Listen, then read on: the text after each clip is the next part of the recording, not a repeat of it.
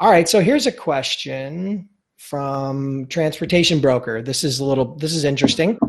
If I start as an agent and I use sub-agents, what percentage commission do you recommend I pay them? Well, I don't know if there's a right or wrong to that, but we can get Monica's perspective. How does she do it? What do you guys do? So, I have to take the percentage to pay for the agency that I use, the third party logistics that I use, their software, and that I work under. So I include that, and then I'll add 3 to 5% for myself. It depends on if they handle the load from start to finish and I don't have to touch it, then typically I'll do a 3% on the commission. If I have to do more on it, then we go up on the percentage. So when you say 3%, do you mean 3% of the gross or 3% of your overall commission that you get? So you get, what do you get, 70%? Yes. So she gets 70%. So what would you pay a sub-agent if they were handling all of it themselves? So if they handle it all themselves, they get like 60%. Okay.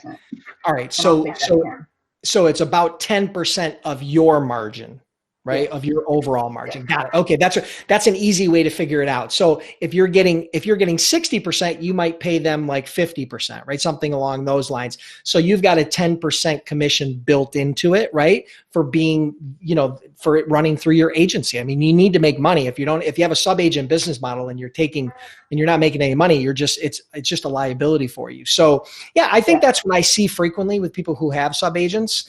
I think if they're getting 60, they pay 50. If they're getting 70, they pay 60.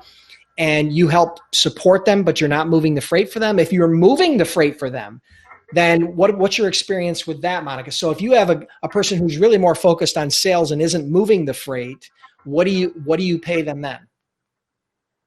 So same scenario, 70%, you're getting 70. What would you typically pay them? Yeah, so I would probably give them 50 out of that 70. Okay, and I think that's gracious. Yeah, it is. I think that's gracious because you're doing all the operational work, right? And that could easily, in my eyes, just my opinion, be a 50-50 of your commission. You would be doing, if you're doing 70, you could pay them 35 just to be doing the sales. But being Monica, I think somewhere between 35 and 50 in that scenario makes a lot of sense.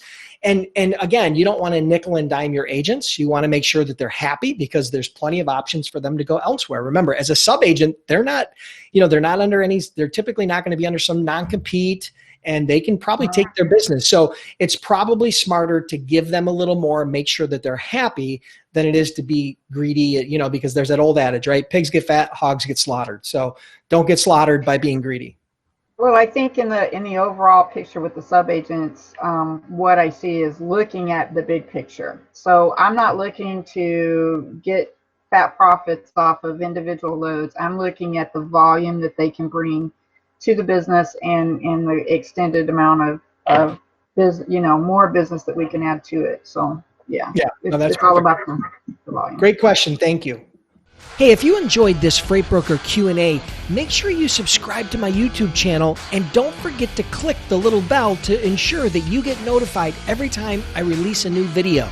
And if you have questions, make sure you add them in the comments below, and who knows, maybe I'll use one of your questions on a future Freight Broker Q&A.